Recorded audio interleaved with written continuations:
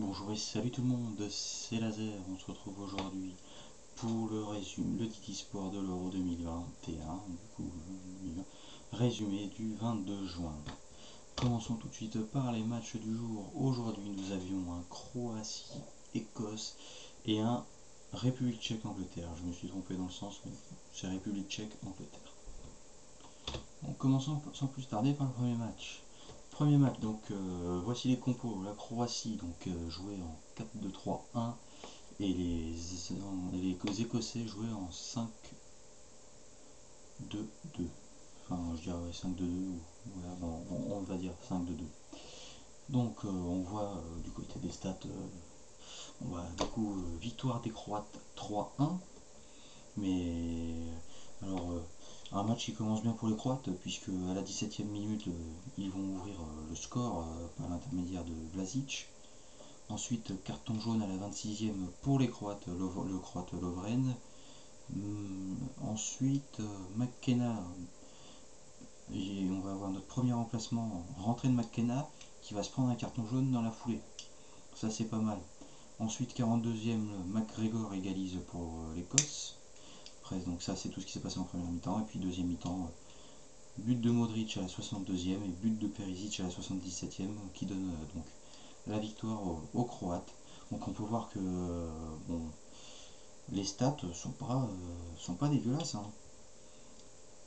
Je trouve que l'Écosse s'incline 3-1, c'est un petit peu sévère. Mais après ils se sont pas forcément réveillés tout de suite, hein. Ils ont fait, parce que moi je regardais, ils se sont réveillés en fin de match, hein, quand ils perdaient 3-1, j'ai envie de dire que c'était foutu. Encore 2-1, ok, ils pouvaient jouer encore, mais là, 3-1, même si tu jouais, ça servait plus à grand chose.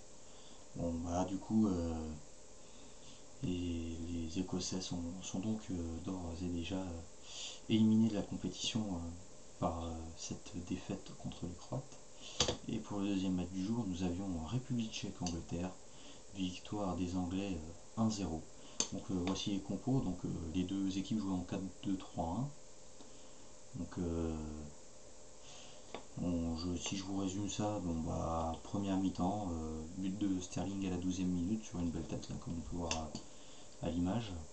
Mais sinon, je pense pas qu'il y ait plus de trucs à dire que ça. Il y a eu un petit but refusé pour hors-jeu à Jordan Henderson en fin de match. Mais voilà, je trouve que là encore, un match nul n'aurait pas été surprenant parce que vu les stats, je trouve que, puis étant devant le match, je trouve que les Tchèques ont fait une meilleure première mi-temps que la deuxième, mais les Tchèques n'ont pas été dégueulasses. Après, bon, c'est les Anglais, bon, après, je dis ça, mais les Anglais pour l'instant, potentiel adversaire des Français, si jamais la France finit deuxième de son groupe demain. Mais honnêtement, si on devait prendre les Français demain, si on devait prendre les Français, les Anglais en huitième, je pense que c'est une équipe qui est largement abordable au vu de ces trois matchs, hein, parce que j'ai pas vu une grande équipe d'Angleterre.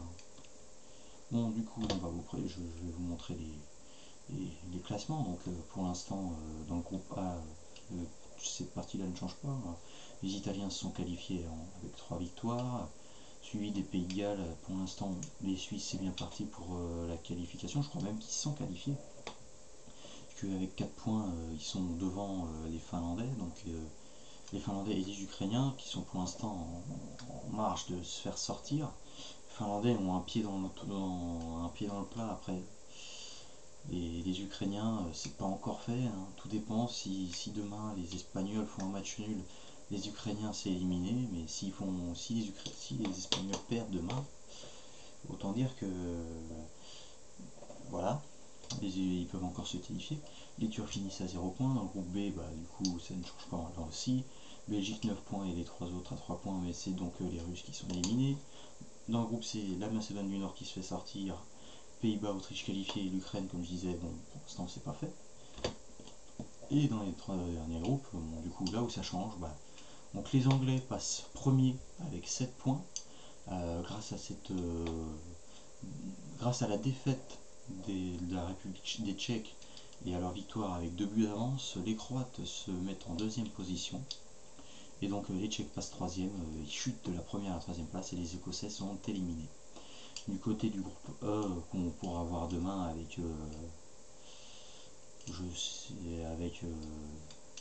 du côté du groupe E, on va dire que les Espagnols et la Pologne, ça va être chaud. Je pense que, enfin, après ce n'est que mon opinion, mais je pense que le classement va rester comme ça. Je vois pas les Polonais aller s'imposer. Les Espagnols, je les vois faire un match nul tout au plus, donc se qualifier. Mais puis ensuite, on a aussi donc le groupe F avec pour l'instant la France première, l'Allemagne deuxième, le Portugal troisième et les Hongrois dernier. Donc tout est possible dans ces trois groupes. Les Polonais peuvent encore finir premiers s'ils ont fait match nul contre les Suédois, comme les Hongrois peuvent encore finir premiers eux aussi. Attendez, oui, ils peuvent finir premiers eux aussi, parce que suffit une grosse victoire contre les Allemands, les Français perdent, non, ils peuvent pas finir premiers du coup. Parce que j'allais dire les Français perdent, mais non, parce que si les Français perdent, oui, du coup les Polonais non plus ne peuvent pas. C'est pas, je me suis embourbé, mais les Polonais ne peuvent pas finir premier, les Hongrois non plus. J'ai oublié tout ce que j'ai dit. Bon, du coup les matchs de demain. Ah non, on va d'abord montrer pour l'instant le tableau actuel. Donc pour l'instant, le premier du groupe F affronte le troisième du groupe A ou C. Donc pour l'instant, ça serait la France qui affronterait nos amis suisses. Après, c'est pour l'instant. Il reste à voir ce qui va se passer aujourd'hui. Les Croates affrontent le deuxième du groupe E, qui pour l'instant ce sont les Slovaques. Les Belges vont affronter le troisième du groupe AEF. Pour l'instant, ce sont les Espagnols. Enfin, c'est pas les Espagnols pour l'instant, mais selon ce qui va se passer, comme moi je pense qu'il va y avoir match nul, ça devrait être les Espagnols, mais pour l'instant, je crois que c'est une autre équipe, mais je sais plus qui. L'Italie affronte l'Autriche, mais ça on le sait depuis hier. Le premier du groupe E affronte le troisième du groupe, troisième groupe B, C, D. Ça on le sait toujours pas, c'est pour ça que je ne dirai rien là-dessus. L'Angleterre affronte le deuxième du groupe F. Bon, comme je disais, si la France termine deuxième, pour l'instant c'est les Allemands, mais si la France termine deuxième, je trouve que c'est bien servi. Et ensuite les Pays-Bas affrontent le troisième du groupe DEF. Pour l'instant, ça serait les Portugais. Pays-Bas-Portugal, ça piquerait un peu pour eux. Et ensuite, Pays de Galles-Danemark.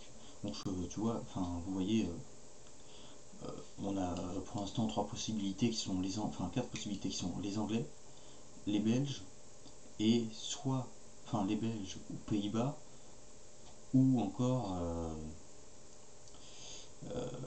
Ukraine, Suisse. Donc, honnêtement, moi j'ai vu les Belges, les Belges, je trouve pas que ça soit une équipe, si impressionnante que ça, parce que on a beau dire que c'est une équipe qui est première au classement FIFA, mais quand je vois les équipes qu'ils ont affrontées, à part les Anglais, il n'y a pas des équipes qui sont au top mondial. Ils n'ont pas affronté des Italiens, des, des, des Allemands, des Portugais, des Français. Ils ont rien affronté de tout ça, que ce soit en amical ou autre. Et donc après les Pays-Bas, ils n'ont pas forcément fait. On a vu que contre les Ukrainiens, c'était pas forcément le match de leur vie. C'est pareil pour le contre. Ils ont des gros coups de mou qui pourraient profiter aux Français. Et puis après, les Anglais, c'est pas, ils n'ont pas fait un très bon machin, je trouve. Je trouve pas que ça soit une équipe anglaise qui m'inquiète plus que ça. Et puis les Suisses et les Ukrainiens, c'est des équipes largement prenables. Donc je pense que si je pense que les Français peuvent se voir déjà en quart. Après, ne pas trop vite espérer, parce qu'on a bien fait un match nul contre les Hongrois, mais c'est bien parti pour. Et donc les matchs de demain, nous aurons donc à 18h Slovaquie, Espagne et Suède, Pologne, et à 21h Allemagne, Hongrie et Portugal, France. Portugal-France qui sera à suivre sur TF1. Bon, je vais quand même vous dire un peu les pronos, ce que je pense. Après, c'est ce que je pense, c'est quitte à vous de penser ce que vous voulez, mais je pense que pour moi, les Espagnols vont tirer un nul contre les Slovaques. la Suède va s'imposer contre les Polonais, les Allemands s'imposent contre les Hongrois. Enfin, ou alors Suède-Pologne, soit une victoire des Suédois, soit un match nul, je ne sais pas encore. Mais puis après, l'Allemagne s'impose contre les Hongrois, Portugal s'expose contre la France.